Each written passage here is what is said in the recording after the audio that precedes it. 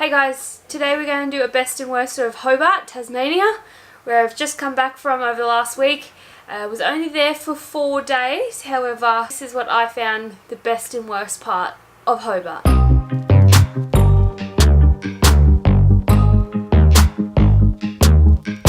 For those of you that don't know, I'm from Toowoomba, Queensland, which is an hour and a half west of Brisbane, Queensland's capital city.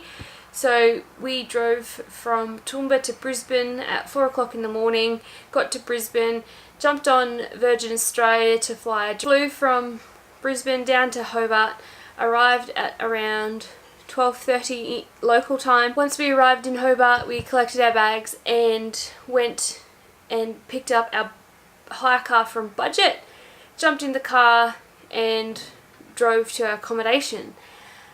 I've never been to Hobart before, so this was a bit of an experience for me, driving in a foreign city. Not that the road rules are any different from state to state, or not too much different anyway from state to state. Brings me to my first point about the worst part of Hobart, and that would be the traffic.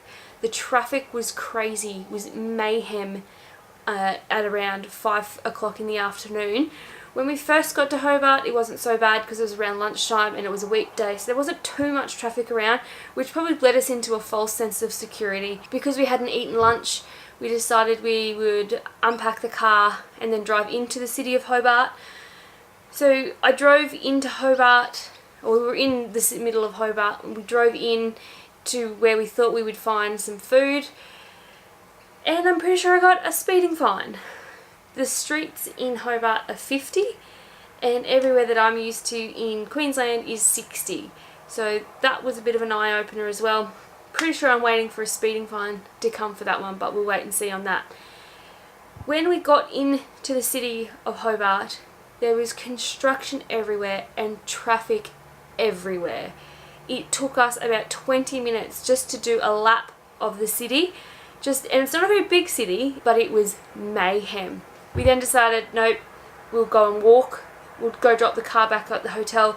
We'll go and walk into the city and find something to eat. The main reason we took the car was because we were going to get some groceries and we didn't want to have to carry it back. But after going through that experience, we were like, nope, stuff it, let's walk. So we decided to walk back from our hotel. When I was driving there, I'm pretty sure I went up one-way streets, down one-way streets. It was, mayhem. So the traffic was one of the worst parts. The streets are so tiny compared to what we're used to here. Hobart seems to be a lot of one-way streets. It's almost like a ring road, so you sort of do laps around the city, and that was probably the most confusing part of it. And there was roads that would all go the same direction, split off, and then come and join back again and go nowhere. So that was confusing. If you are in Hobart, I do recommend a TomTom. However, the TomTom in the car that we had was built in, and it was just as confusing. He was very funny. Some of the things he said, he was a Kiwi, and it was hilarious. My second worst part about Tasmania, and that's the hills. The hills are everywhere. It is very hilly. If you plan to walk, make sure you pack some great walking shoes, because we walked everywhere just based on the traffic, and there are hills. My quads were burning after one day of just walking around Hobart. And then my last point is parking.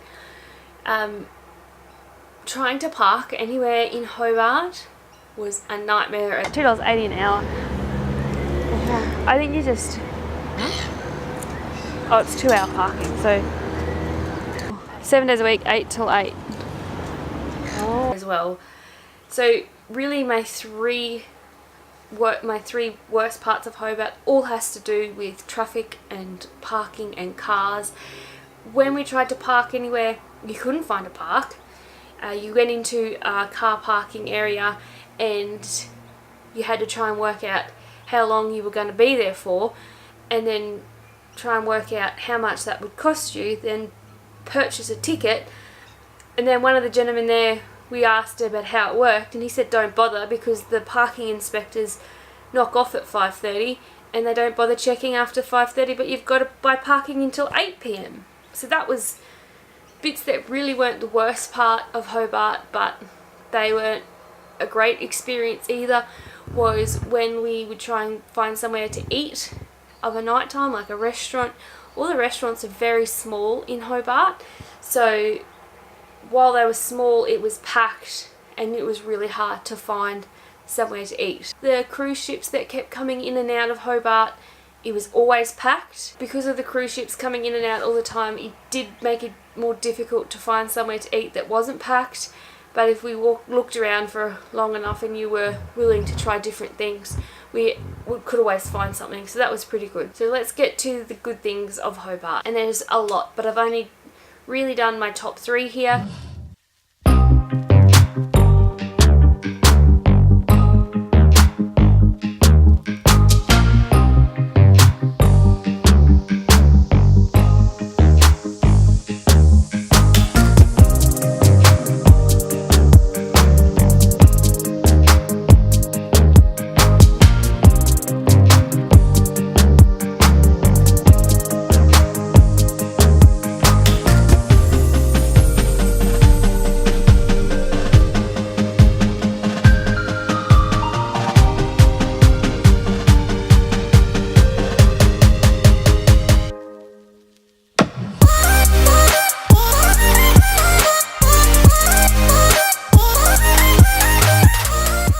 First one is the scenery. The scenery is amazing in Hobart. It's so pretty, it's just so picturesque. It was beautiful.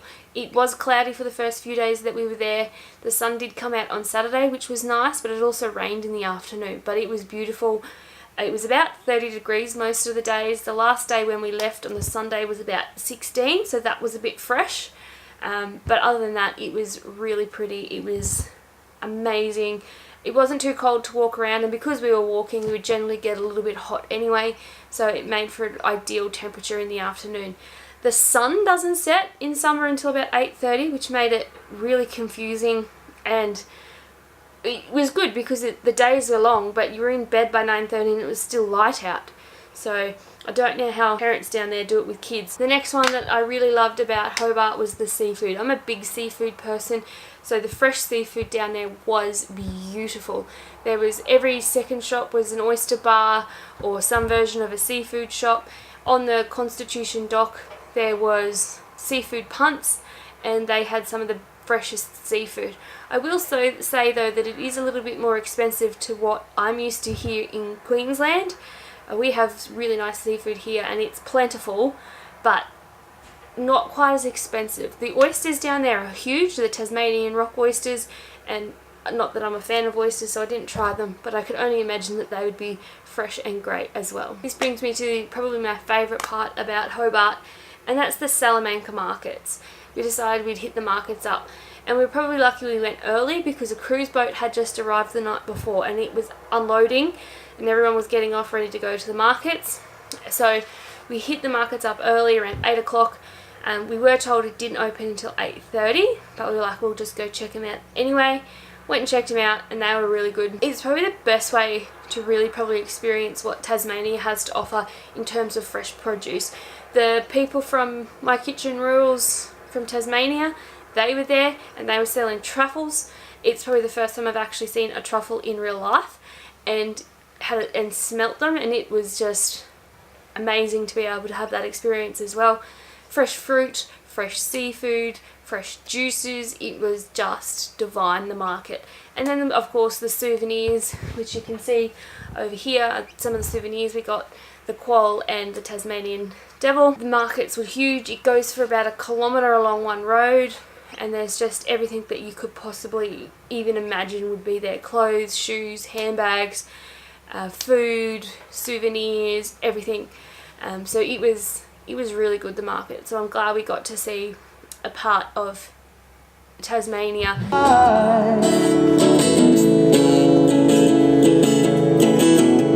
Red gloves, raincoat, try to swim and stay afloat. Dry house, wet clothes. My number one tip for the markets though is to go early. If there's a cruise ship in There's people everywhere. They close by 3. Some people have sold out well before that, so make sure you get in early, get your stuff done, and then continue on with whatever else you want to do in Hobart. My highly recommended for Hobart as well is the Top Deck tour, the bus tour. We jumped on that after we sort of finished the markets and got to see a lot more of Tasmania. We went out to the Cascade Brewery on the bus and had lunch out there, which was fantastic. It's probably a good way to travel as well, because if you do have a beer out at the brewery, you don't have to worry about driving once you've had something to drink, so that was really good. It also takes you past the Botanical Gardens. We didn't get off there, but if you wanted to, if that was your thing, definitely check out the Botanical Gardens as well. We stayed at Fountainside accommodation when we were there, and I would definitely give that 10 out of 10 in terms of how beautiful it was. We stayed in an apartment that would have slept 10 people. There was only 5 of us, so we had more than enough room, but it was 3 stories. It was beautiful. It had everything that opened and shut that you could possibly want. Definitely recommend Fountainside Apartments to anyone who's staying in Hobart. If we go back, definitely staying there again as long as there's room. I'd also recommend hiring a car, because Tasmania is not all that big, and we were told it's 2 hours from top to bottom. Not that we had a chance, but just driving around. We did drive out to the Cadbury factory. We were then told that the tours had closed around 2 years ago, and the shops closed as well. So we sort of drove out there for no reason. Thankfully it wasn't too far. It was only like a 20-minute drive, so it wasn't too far, and we got to see a bit of the countryside as well. We also drove up to Mount Nelson, and the view from Mount Nelson was spectacular. We would have liked to get up to Mount Wellington, but it wasn't just something we had time to do while we were there.